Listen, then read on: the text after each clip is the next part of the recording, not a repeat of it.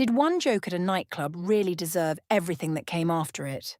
I said it loud, I said it to make people laugh, and I would say it was just a Friday night, until the night stopped being just anything. What I did not know was that the man standing behind me was already deciding what kind of husband he had the patience to remain. And a single cocktail joke at Club Valero ended up costing me a marriage, a shared account, and every friend I thought I had in that room. My name is Tilda Voss. I am 29 years old, and I coordinate private parties and corporate receptions at the Carlo Hotel. My job is to read a room, to understand what it wants, and make sure the evening becomes the version of itself that people remember as perfect. I have been married to Reeve for 3 years.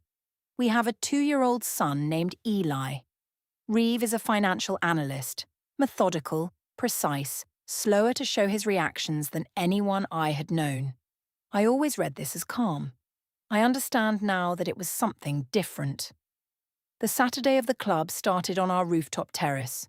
Reeve asked whether I wanted him to come. I said I did not mind either way. He said he would come later, after one drink with his colleague Marcus downstairs. At the club, I was on my second drink when the coat check alcove moment happened.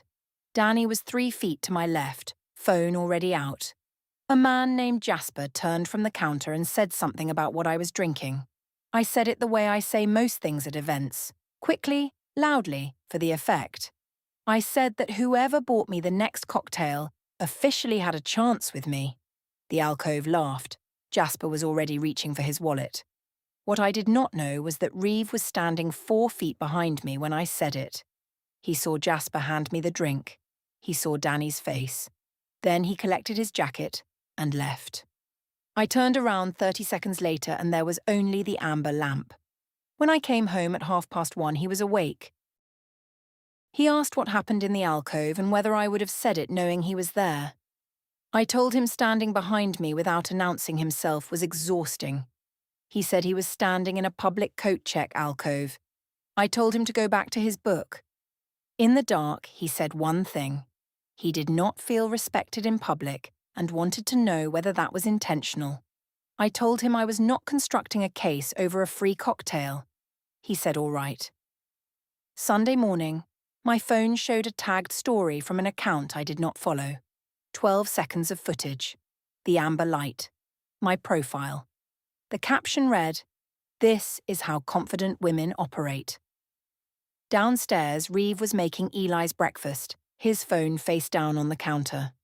When I reached for coffee, his screen lit up with a missed call. Mir, his older sister. He took the phone to the living room. His voice was low and I could only hear the rhythm of one sentence before the call ended. The @Valero_regulars story expired at 10:44 Sunday night. By that point, it had already been screenshotted in 3 group chats and reshared to a second account with a different caption. What happened to just saying you're taken?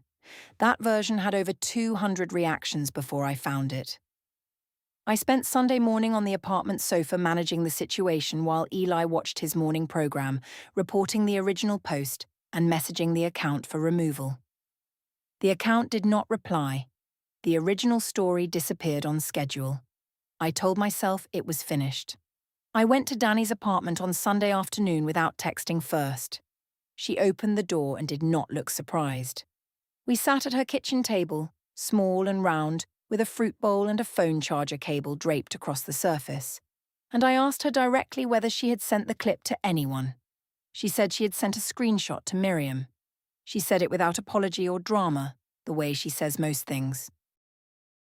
She said she did it because Reeve was her friend too, and she thought he should know what was circulating before it reached him from someone with less care. I told her that sending it to his sister was not the same as sending it directly to him, and that the effect was worse because Miriam would add her own interpretation. She said it was close enough and that she would do it again under the same circumstances. I sat with this for a moment. Then I asked her, as clearly as I could, to tell anyone who asked that what she heard in the alcove was a joke between strangers at a bar and nothing more. She said she would say what she heard, which was what she heard. And those were not the same thing as a joke between strangers.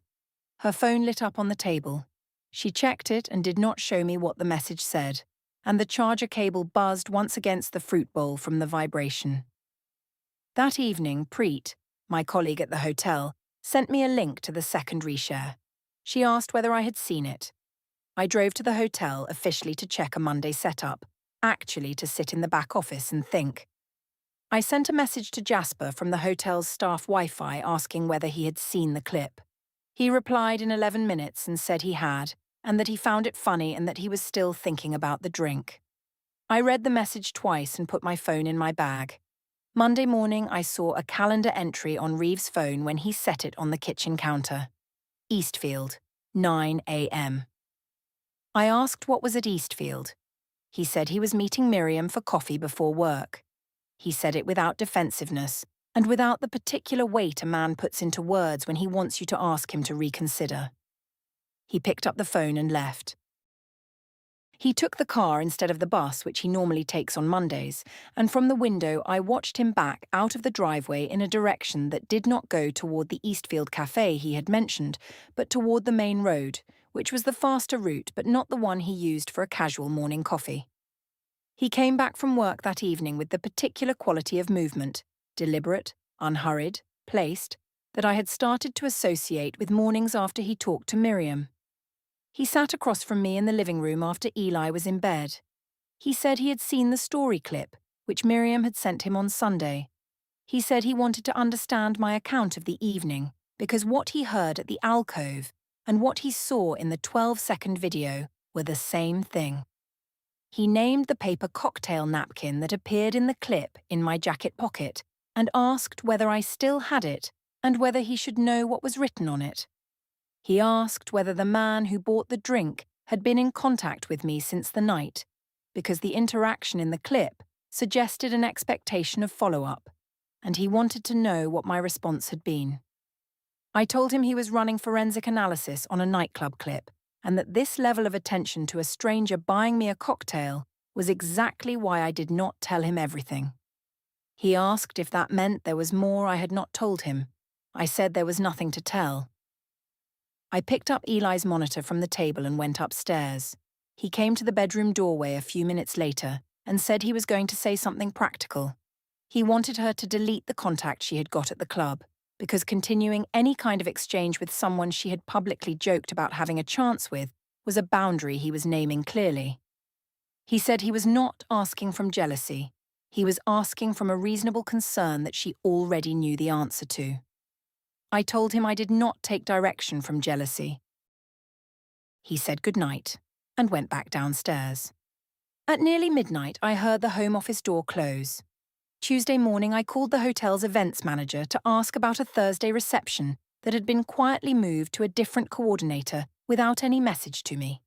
He said there had been a complaint from a client who had seen the Instagram story and expressed discomfort about having me as the face of their event. The complaint was not formal. It was not in writing, and the story itself was already expired.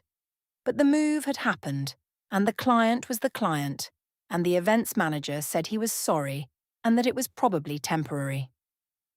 I stood in the kitchen and understood that the clip had reached my professional life without any help from me, and that expired content apparently leaves a residue that a formal complaint process does not require to be permanent. I texted Reeve about it.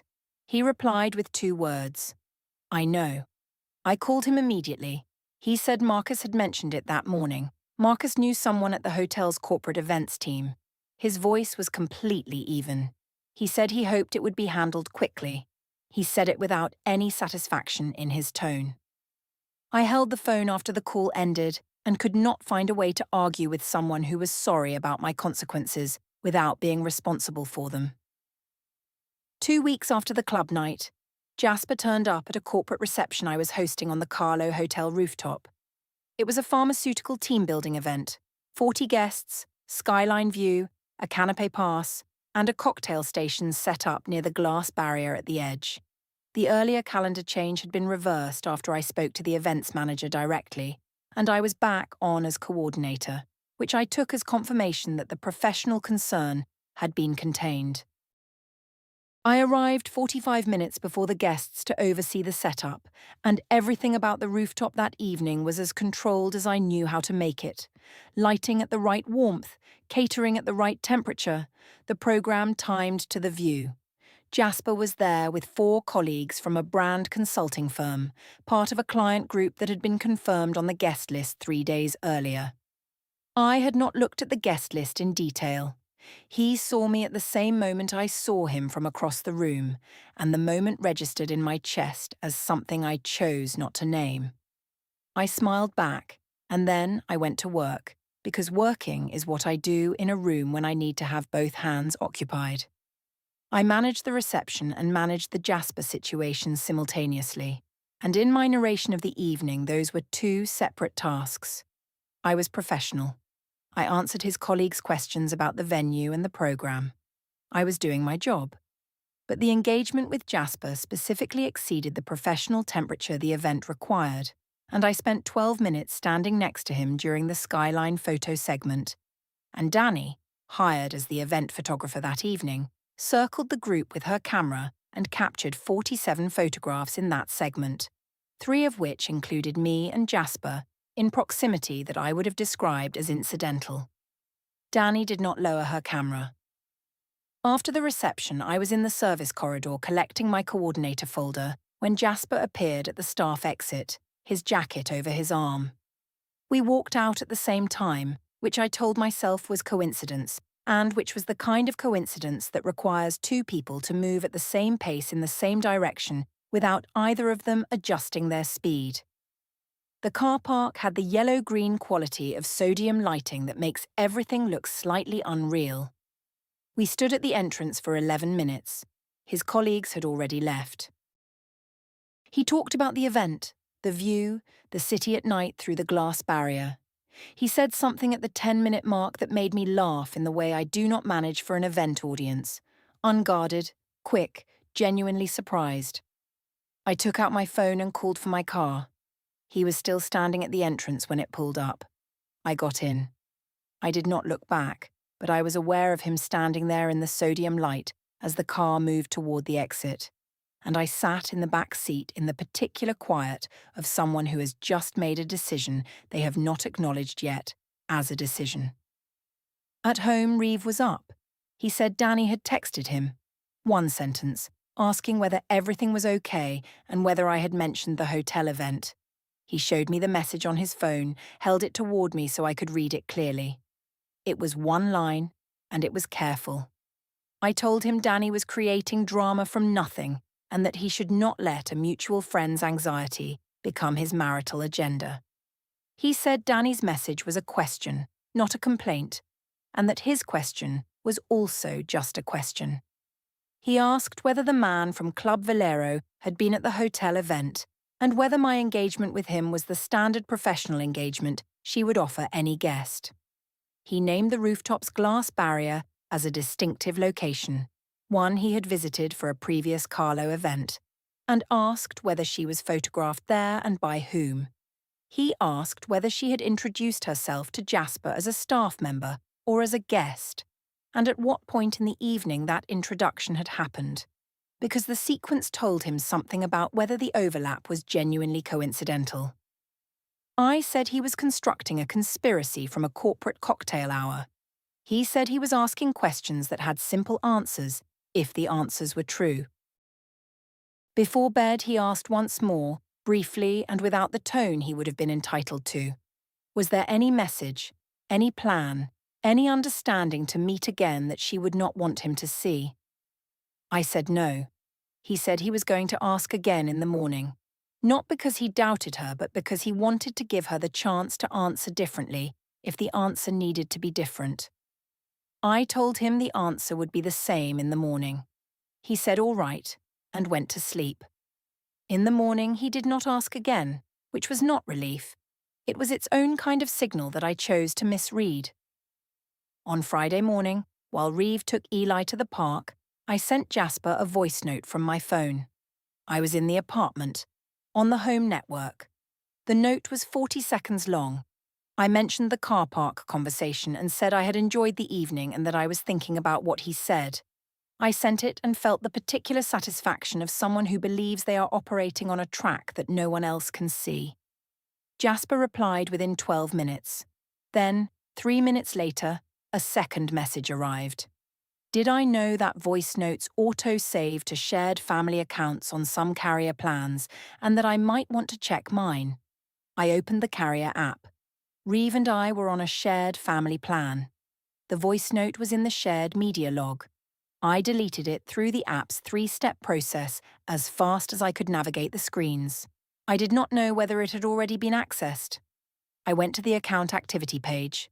The last access by a secondary user was at 7:42 a.m. Friday. I had left for the hotel at 7:55. Reeve had been home until 8:20.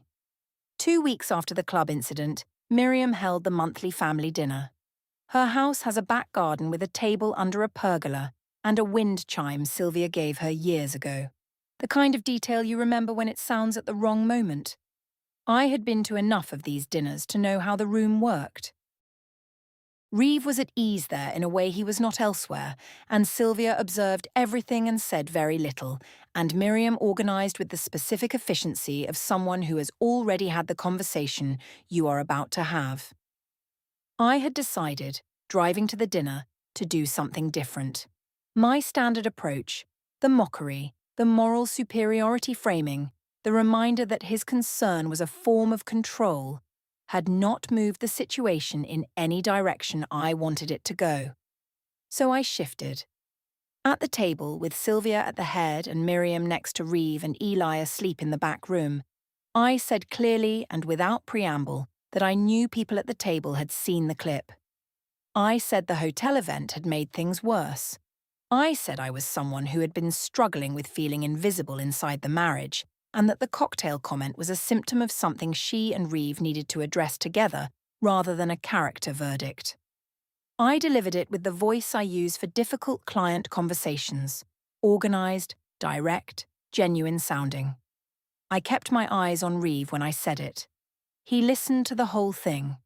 Then he asked one question. He asked whether the voice note she sent on Friday morning from the home network was the message she wanted to offer the table as evidence of a marriage she was fighting for, because what he heard in that 40-second note was not someone who was fighting. He named the carrier app's secondary user log, which he had accessed at 7:42 a.m. Friday morning.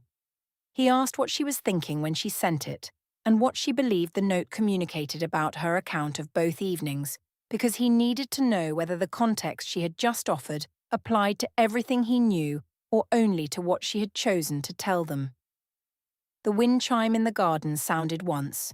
Before I could answer, Sylvia said, once, that she did not understand the voice note, but that she understood a woman who sends one. Then she began clearing the first plates. The table went quiet in the way that happens after someone has said the exact right thing with no intention of following it up. Miriam did not look at me. Reeve looked at his plate. I said I had been about to answer. He said I should take my time. In Miriam's hallway, putting our coats on, Reeve said the vulnerability statement I made at the table was the first direct acknowledgement I had offered him, and that it meant something, but that the voice note sat underneath it, and he could not process the two things as separate. He said if I wanted to address the situation, they should do it with someone neutral, a counsellor, a mediator, anyone outside the family. He asked whether I was willing to sit in a room with someone neutral and say everything I said at the table, and then add the voice note and see whether the account still held. I said I was not going to sit in a therapist's office because he found a 40-second message. He said all right, and picked up Eli's bag. The morning after the dinner, I ran into Owen Park at the supermarket checkout on Gale Street. Owen was a mutual friend from the early years of Reeves and my relationship, someone who came to the wedding, who was in the same summer group chats, who I had always assumed would stay in the soft neutral zone of people who liked both of you without investing in either. He said hello and asked how things were going. He was careful about it, the specific careful of someone who has seen something and is trying to hold it at arm's length to avoid making it worse. He said the club clip and a photograph from the hotel rooftop had both appeared in a WhatsApp group they shared, one after the other. and that people in the group were reading them as connected rather than separate. He did not say how he was reading them. He turned back to his own groceries.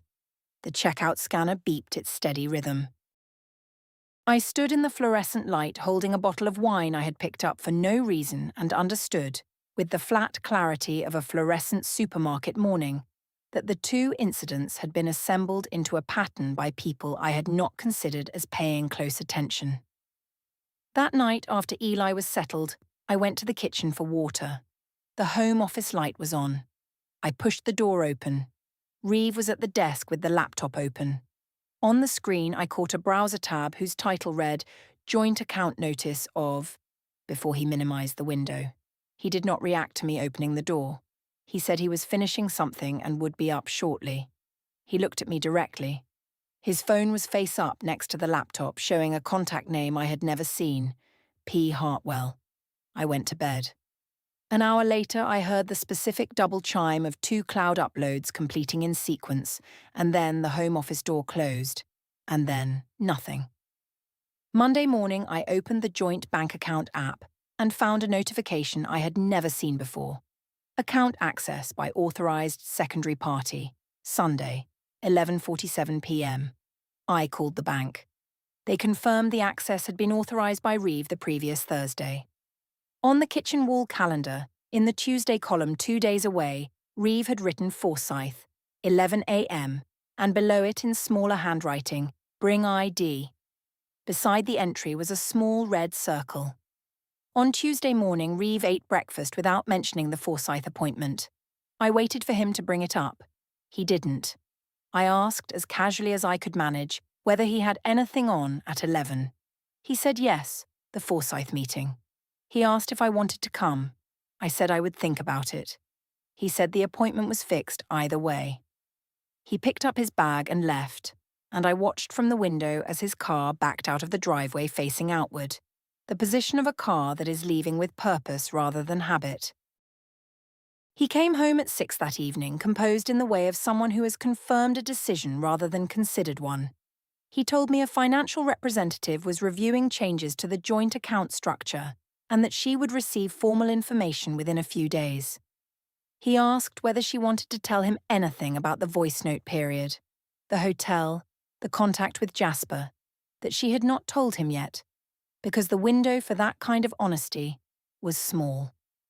He mentioned a padded envelope addressed to him from P. Hartwell that had arrived on Monday, and which he had collected from the building mail table before she was awake. He asked whether she understood what P. Hartwell's involvement meant for the timeline she had been managing, and whether there was any version of events she would like him to have before a formal process had it first.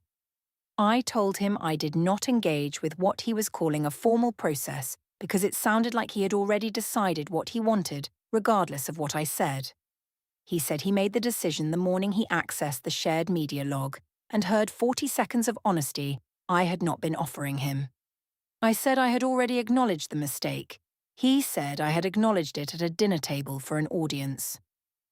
On Wednesday afternoon, I was in the hotel back office between 2 reception setups. I had 10 minutes, and I used them badly. I opened WhatsApp Web on the hotel laptop and sent a message to a group of 8 mutual friends, a group that included Danny, not Miriam, not Reeve. I described the past 3 weeks the way I would describe a client situation that had been mishandled by the other party. A husband who listened to voice notes without consent, who authorized account surveillance, who sent a family member to interrogate me at a dinner table. I asked whether anyone else thought this level of monitoring was healthy. I sent it at 2:34 p.m. from the hotel laptop, which carried a visible device signature and my work account identity. Danny received it. 2 people reacted with sympathy. Danny screenshot it and forwarded it to Miriam. Preet walked past the back office interior window at 2:36. By the time I got home, Reeve already had the screenshot. He did not come in angry. He cooked dinner and waited until Eli was in bed. Then he said, sitting at the kitchen table, that she had sent a group message to 8 people from her hotel work device at 2:34 p.m. that afternoon, and that his sister had forwarded it to him, and that it was now part of a record. He said it as a statement of fact. He asked whether she wanted to have the last honest conversation they were going to be able to have before this became a formal matter, not a threat, a practical offer. He asked what outcome she expected from the group message and whether she believed the 8 people who received it would maintain her version when they heard an account from outside it. He said a message sent from a workplace device at a specific timestamp was something a formal process could reference, and he was asking whether she had thought about that. I told him I was not going to be managed out of speaking to my own friends about my own life. He said that was her choice. He picked up his phone and went upstairs. A minute later, I heard the double chime again. 2 uploads, the same sequence as before. On Thursday morning, I walked past the Forsyth Commerce building on my way to the hotel. I stopped outside and looked through the revolving glass door. A security desk, 2 waiting benches, a glass-walled office at the back of the lobby with 2 people visible at the table inside. I looked for a minute and walked on. That night, Reeves sat at the kitchen table after Eli was in bed and said he had one more thing to say. He said he had tried to talk about the club night 4 times. He tried to talk about the voice note 3 times. He had asked about Jasper twice directly. He had offered a neutral third party once. He was not saying this to win a point. He was saying it as a record. He asked whether she could identify any one of those conversations where she had answered him honestly, because if she could, he would like to hear which one it was.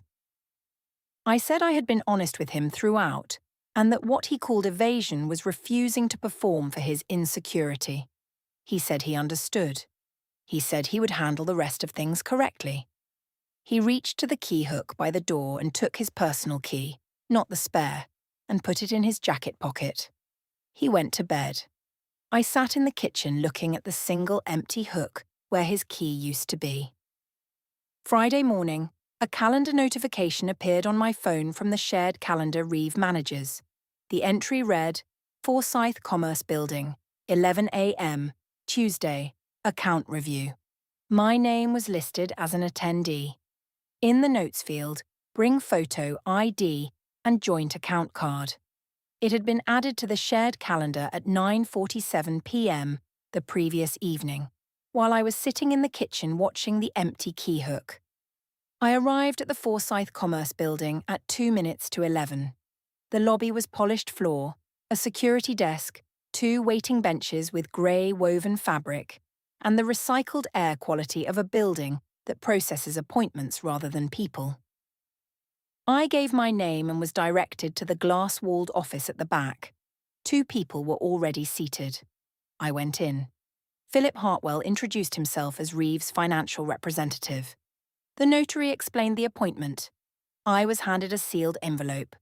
Inside, a petition to modify marital finances, already filed, with the joint account frozen effective that afternoon, the joint credit cards suspended, and standing orders paused pending response. Attached was a draft custody arrangement for Eli, a 40-60 split, a structured schedule, and a response deadline of 14 days. The evidence appendix listed the @Valero_regulars clip, timestamped and archived, Danny's screenshot with her signed witness statement, the voice note from the carrier log, accessed at 7:42 a.m. Friday, the hotel work device WhatsApp message from 2:34 p.m. Wednesday, and a log of 12 dialogue attempts, each dated, each noting her response type. It was his record of every honest conversation she had refused to have. She said she wanted to speak to Reeve directly and that the process should pause. Hartwell said the petition was filed and had its own timeline. She said she was not going to respond to a petition assembled from a nightclub clip. Hartwell said the evidence appendix was a supporting document, and the petition addressed the financial and custodial concerns within it. The notary noted the time of service. Nobody in the lobby was watching. The process did not require an audience. What she believed was power was the room. Every difficult situation had been a room she could read and manage. But the notary office was a room where the person who set the terms was not present to receive a performance, and a petition does not lean in when you say something funny.